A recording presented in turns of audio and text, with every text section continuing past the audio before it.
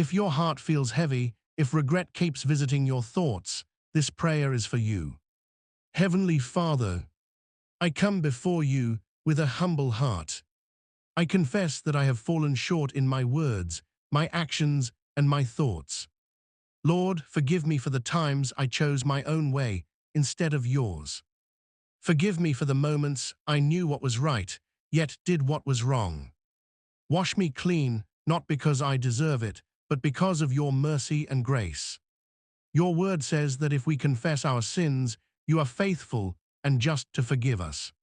So today I release my guilt, my shame, and my past into your hands. Create in me a clean heart, O God. Renew my spirit.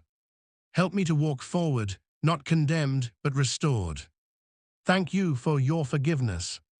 Thank you for loving me, even at my weakest. In Jesus' name. Amen.